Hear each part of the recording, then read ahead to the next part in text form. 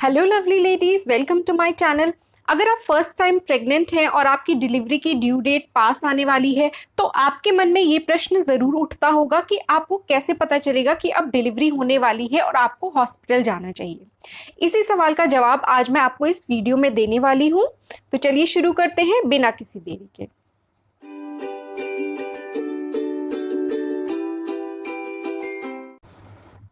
जब आप प्रेग्नेंट होती हैं तो आपको एक एक्सपेक्टेड डेट ऑफ डिलीवरी बताई जाती है।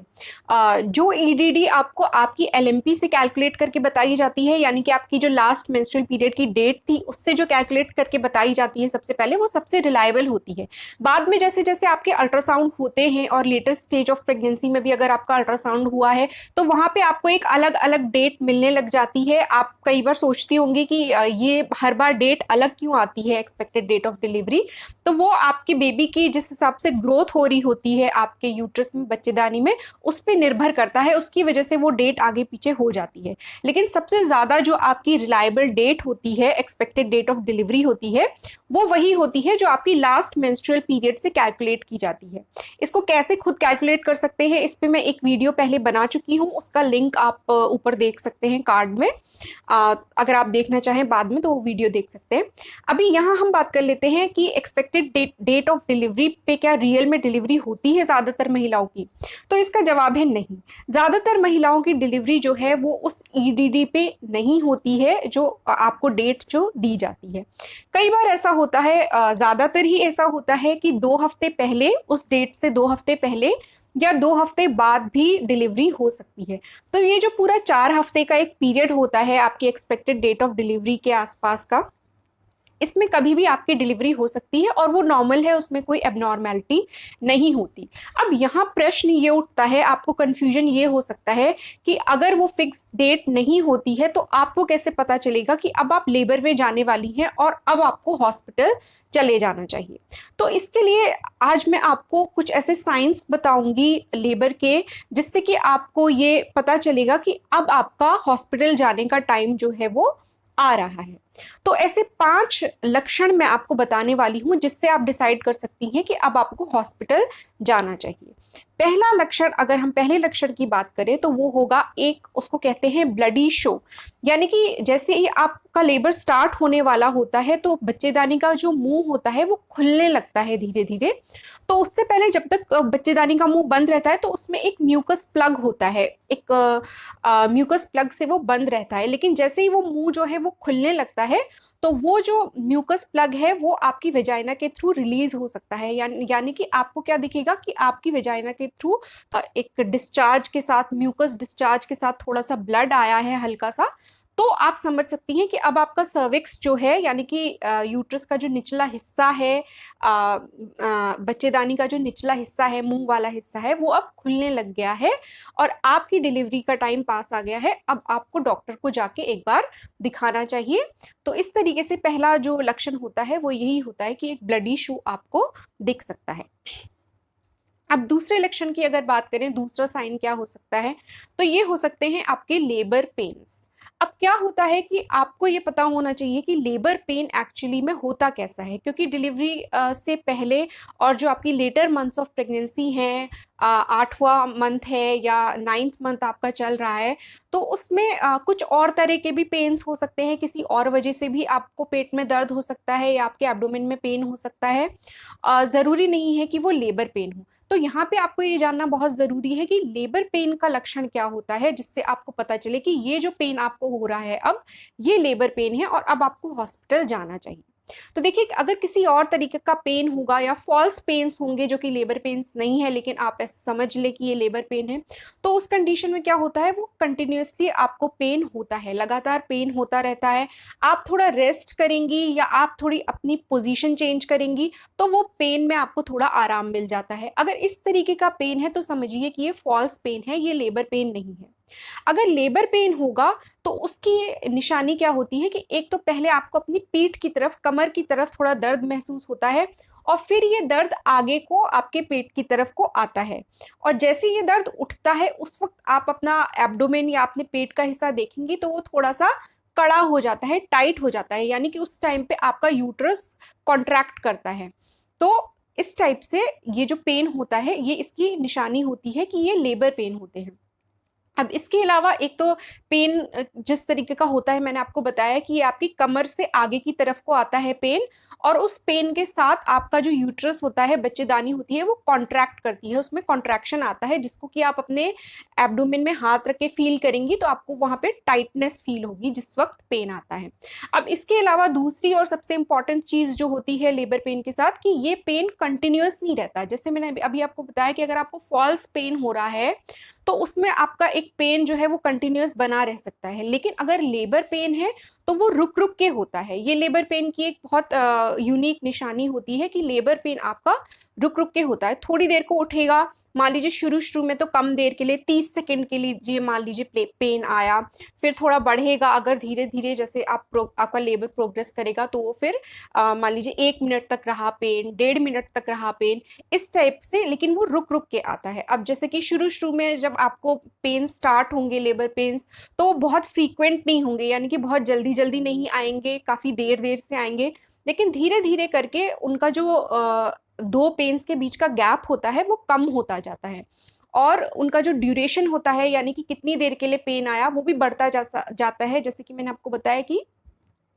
30 सेकंड तक रहेगा शुरू शुरू में पेन, फिर बाद में वो बढ़ के 60 सेकंड रह सकता है, उसके बाद वो 90 सेकंड रह सकता है, मतलब 1-1.5 मिनट तक वो पेन रह सकता है।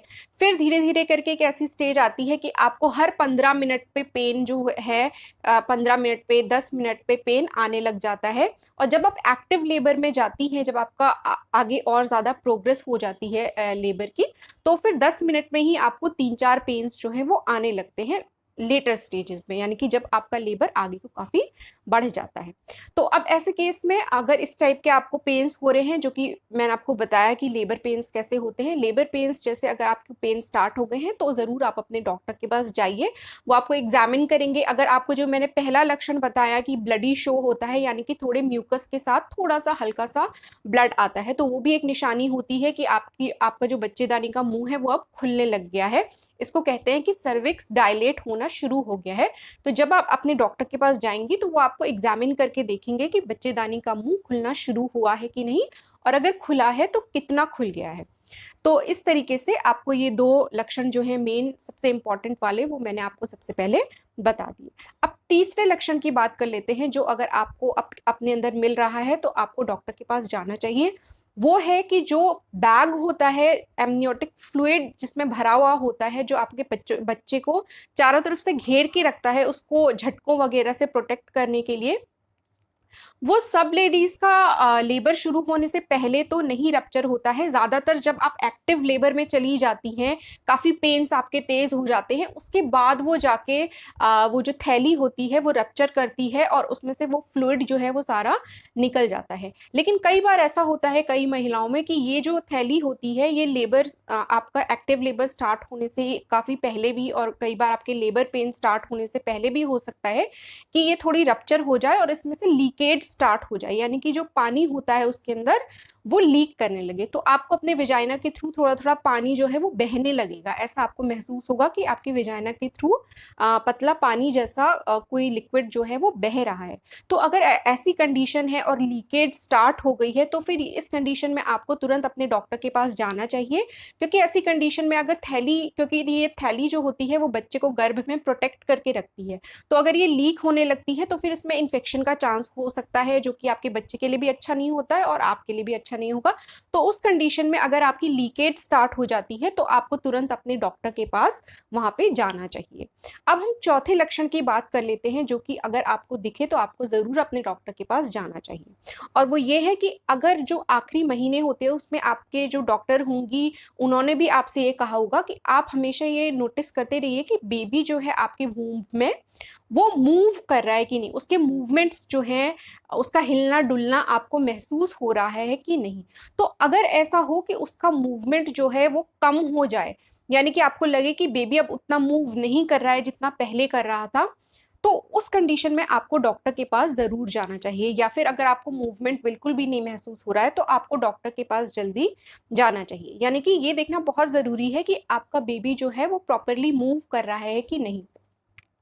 इसको देखने का एक और सबसे जो बेस्ट टाइम होता है इसको नोटिस करने का, वो होता है जब आपने खाना खाया हो या कुछ भी मीठा खाया हो या कुछ भी ऐसा खाया हो जिससे आपकी बॉडी का एनर्जी लेवल जो है वो बढ़ता है। तो वो मीठा या जो भी आपने ग्लूकोज ड्रिंक लिया है या आपने खाना खाया है, तो वो चीज़ आपके बेबी तक भी पहुंचती है और उस टाइम पे बेबी का मूवमेंट थोड़ा ज़्यादा होना चाहिए, ऑब्वियसली थोड़ी एनर्जी मिलेगी। तो आपको खाना खाने के बाद या कुछ भी मीठा खाने के बाद अगर आप नोटिस करें तो आपको देखना चाहिए कि अब आपका बेबी ठीक से मूव कर रहा है कि नहीं। इसको कह सकते हैं कि अगर जाइए और उनसे कंसल्ट करिए कि बेबी के मूवमेंट्स कम हो गए हैं या जो भी आप पहले नोटिस करती आई हैं अपने बेबी के मूवमेंट्स, अगर उसमें आपको कमी लगती है तो आप डॉक्टर के पास तुरंत जाइए वहां पे, ठीक है। अब पांचवा जो साइन होता है, अगर आपको थोड़ी बहुत ब्लीडिंग स्टार्ट हो जाती है, आपकी ईडीडी पास है, आपका लास्ट मंथ चल रहा है और आपको थोड़ी ब्लीडिंग स्टार्ट हो जाती है, तो उस कंडीशन, नॉर्मली ऐसा होता नहीं है लेकिन अगर ऐसा होता है कि अगर आपको ब्लीडिंग होती है तो आप अपने डॉक्टर के पास वहां पे तुरंत जाइए हॉस्पिटल में और चेकअप करवाइए, अपना एग्जामिनेशन करवाइए वहां पे। तो नॉर्मली जो होता है, जो सबसे ज्यादा महिलाओं में जो लक्षण जो सबसे पहले मिलते हैं, वो तो पहले दो लक्षण जो मैंने आपको बताए, यानी कि जो ब्लडी शो होता है जिसमें थोड़े से म्यूकस के साथ हल्का सा ब्लड आता है, वो एक इंडिकेशन होता है कि आपका सर्विक्स जो है या बच्चेदानी का मुंह खुलने लग गया है और आप डॉक्टर के पास जाना चाहिए। दूसरी चीज जो मैंने आपको बताई, जो ज्यादातर महिलाओं में जो इंडिकेशन मिलेगा, वो है लेबर पेन्स की शुरुआत होना, यानी कि जो पेन्स कमर से आगे की तरफ पेट की तरफ आते हैं और साथ में आपका यूट्रस जो है कॉन्ट्रैक्ट होता है। आप अपने पेट पे हाथ रखेंगी तो वहां आपको टाइट होता हुआ वो महसूस होगा जिस वक्त पेन आता है। इसके अलावा ये पेन रुक रुक के होता है, जैसा कि मैंने आपको बताया, थोड़ी सेकंड्स के लिए होगा, फिर कुछ मिनट के बाद आएगा, फिर रुक जाएगा, फिर होगा, फिर रुक जाएगा, इस टाइप का पेन होता है। तो इस कंडीशन में आपको डॉक्टर के पास जरूर जाना है। बाकी तीन जो मैंने आपको कंडीशंस बताई हैं वो नॉर्मल केसेस में नहीं मिलती हैं, लेकिन अगर आपके साथ हो रही हैं तो आपको डॉक्टर के पास जरूर जाना है। जैसे कि अगर आपका जो वाटर है वो लीक करने लग जाए, बहने लग जाए, आपकी जो बच्चे को प्रोटेक्ट करने वाली थैली है वो रप्चर हो जाए और पानी गिरने लग जाए, तो आपको वहाँ डॉक्टर के पास जाना है। अगर आपको ब्लीडिंग होने लग गई है तो आपको डॉक्टर के पास जाना है। अगर आपके बेबी के मूवमेंट्स जो हैं वो कम हो गए हैं, जितने पहले हो रहे थे उससे कम हो गए हैं, तो आपको वहां पे डॉक्टर के पास जाना है। तो इस तरीके से इन 5 कंडीशंस अगर आपको मिलती हैं तो आपको पता है कि अब आपको हॉस्पिटल जाने का टाइम जो है आ गया है। आप अपने डॉक्टर से एक बार एग्जामिन करवा लीजिए, वो चेक करके देखेंगे कि आपका जो सर्विक्स है, बच्चेदानी का मुंह है, वो कितना खुल गया है। तो आज के वीडियो के लिए इतना ही। अगर आपको ये जानकारी यूजफुल लगी है, कुछ काम की लगी है, तो आप इस वीडियो को लाइक कर सकती हैं और मेरे चैनल को सब्सक्राइब कर सकती हैं। मेरे चैनल पे आपको प्रेगनेंसी से रिलेटेड और भी कई वीडियोस मिलेंगे। साथ ही मैं इनफर्टिलिटी को लेकर भी वीडियोस बनाती हूँ, बर्थ कंट्रोल को लेकर वीडियोस बनाती हूँ। जब आपका बेबी ये हो जाएगा, आपका पहला बेबी हो जाएगा, तो उसके बाद अगर आपको गैप करने के लिए 2 बच्चों के बीच में कोई बर्थ कंट्रोल का मेथड देखना है तो आप उसके लिए भी मेरे चैनल के वीडियोस देख सकती हैं। तो आज के लिए इतना ही। मैं आपसे मिलूंगी अपने अगले वीडियो में। तब तक के लिए अपना ख्याल रखिए और बेबी का भी ख्याल रखिए।